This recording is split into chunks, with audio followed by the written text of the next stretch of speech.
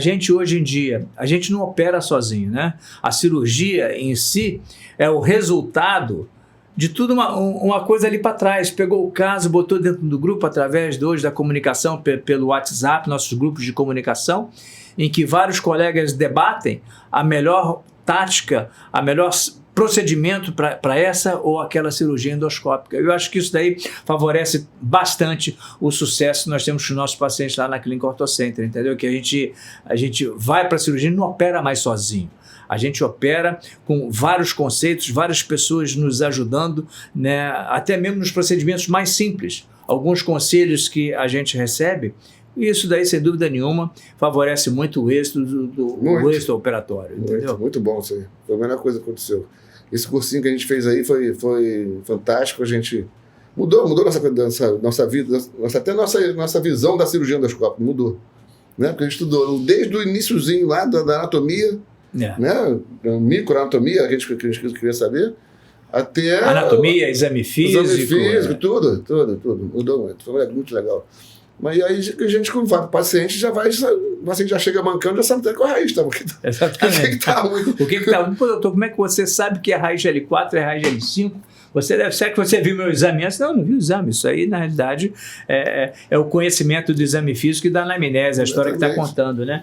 Exatamente. Hoje temos esse caso aí, né, do que você trouxe lá da clínica. Lá da clínica. Como é que é essa... Conta um pouco dessa história. Qual era a sintomatologia desse paciente? Seguinte, ele chegou lá com a dor lombar, né, irradiada para quadril, né, a parte lá, na verdade, para a esquerda, isso aí.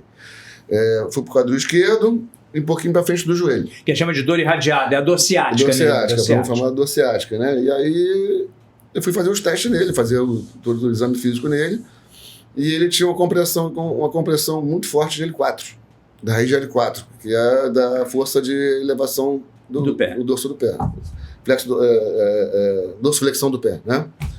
E fui examinar ele. Quando eu examinei tudo, eu saí da raiz de L4, vamos ver. Né? Quando eu fui ver a raiz, você vê o nível L3 L4, né? Onde é que está aquela linhazinha amarela? Amarela, né? Ali, né? É a raiz que sai antes ali, em cima de L3, né? Na vértebra de L3.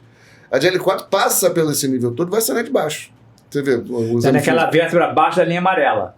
Aí você vê ali no lado esquerdo, ali, porque geralmente a imagem do lado esquerdo de lá, tá, gente? Essa região aqui, isso, né? O de cá aberto, da direita aberto. Está aberto, normal. E do lado de cá existe uma hérnia, comprimindo. Exatamente. Nitidamente você consegue identificar uma compressão desse lado aqui. Então, agora é interessante, né, Eduardo? Isso aí é a raiz de L3. A raiz de L3. Então, ele tinha a compressão da L3, mas o sintoma era na raiz de L4. Na vértebra de baixo. Só que no mesmo nível. Então a gente conseguiu abrir os dois, liberar as duas raízes. Ou seja, com a retirada dessa hérnia daqui, a gente consegue liberar a raiz de L3 que está saindo aqui e a raiz de L4 que está descendo para a vértebra de baixo. Aprofundando um pouco mais ali. Aí liberou tudo. Né? A gente tem a imagem de hoje. Agora, uma coisa interessante desse paciente, né, que você me comentou outro dia, é que ele também tinha uma hérnia na última vértebra lombar com laudo de ressonância. Essa imagem aí é para a esquerda, né? Essa imagem é a imagem da esquerda da coluna. Exatamente. Né? Para o lado direito, lado de lá, porque não é aquele nível, lógico, em L5, S1, aqui embaixo, né, tem uma hérnia enorme de direita ali. Ele tem uma hérnia muito maior do que L3 e L4. Só que não tinha sintomatologia nenhuma. Então, isso aí para concluir. Isso aí, antes disso tudo, que eu fazia na cirurgia aberta, o pessoal já fazia tudo. Né? Já que vai abrir, porque não faz logo tudo aí de baixo também, que vai doer um dia. Isso não doer.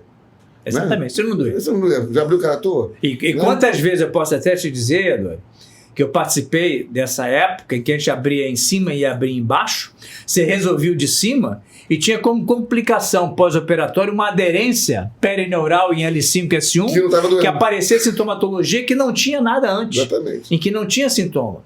Então, nós devemos abordar apenas aquilo que está doendo. Não é porque nós temos um laudo de ressonância, e é isso que o Eduardo está querendo colocar, com uma hérnia em L5 S1 do lado oposto, que nós vamos operar essa raiz. Vamos operar apenas o que está doendo hoje. Está doendo, e depois de ter tentado tudo, né? Fisioterapia, bloqueio, inflamatório, hidroterapia. Porque se nós analisarmos, eu até falo para os pacientes, olha, se você pegar uns 100 pacientes que passam agora na porta da clínica, vários vão ter hérnia de disco sem nenhuma sintomatologia. Não significa que um laudo de uma ressonância magnética com uma hérnia discal se traduz em sintomatologia para aquela região. A grande maioria não tem sintomas nenhum. Ou, se tiver, o tratamento conservador resolve muito bem. Então, por que nós vamos operar uma hérnia de L5-S1 do lado oposto se não tem sintomatologia? Né? Aquilo que você colocou muito bem, nós conversamos outro dia, que a sintomatologia para esse caso em especial era para L3 L4. Vamos operar por via endoscópica apenas a região que está comprometendo, que é exatamente essa raiz aqui, a raiz que sai L3 L4, e essa hérnia de disco comprime também a raiz da vértebra inferior. Então, com apenas um procedimento, estamos liberando duas raízes, esquecendo aquele laudo de ressonância de L5-S1 que não traduz nenhuma sintomatologia para ele. Eu acho que... Mas mesmo que estivesse para a esquerda, não é a raiz de S1 ou de L5-S1, né, que é ali embaixo, que está comprimida. Então vamos mexer porque o negócio está quieto. A grande mensagem da cirurgia endoscópica que nós podemos passar aos nossos pacientes é exatamente isso, né? Ou seja, o exame físico tem que ser compatível com aquilo que nós estamos enxergando numa ressonância magnética. E não pegarmos o laudo da ressonância e querer operar a ressonância magnética. Eu acho que essa mensagem das cirurgias endoscópicas, ela difere muito daquela época do passado em que o médico tinha uma tendência em operar às vezes até o que não estava doendo, entendeu, Edu? Se operava uma hérnia de disco, não tinha sintomatologia nenhuma. E eu passei muito por isso. Eu fiz uma tese no passado, de mestrado lá para a Universidade Federal, em que quantas vezes a gente não operou uma hérnia de disco grande que tinha o seu laudo na ressonância magnética, mas não tinha sintomatologia. E muitas das vezes a complicação era uma aderência perineural e o paciente começava a ter a dor ciática, ou seja, a dormência, a parestesia pela perna. Será que se nós não tivéssemos mexido naquela hérnia, teria essa sintomatologia? Né? Não doía, não tinha que mexer, né? É que a gente aprendeu isso. Antigamente só a gente fazia, o pessoal fazia tudo. Aproveitava que estava ruim o disco de baixo, já fazia tudo. Já fazia tudo.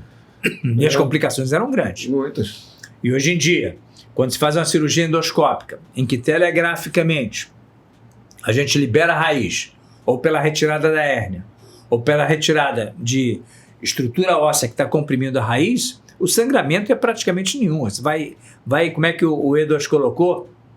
É uma cirurgia sniper, ou seja, a gente retira apenas o que está comprimindo a raiz espinhal, deixando ela livre o tempo todo para seguir vida adiante. Exatamente. Né?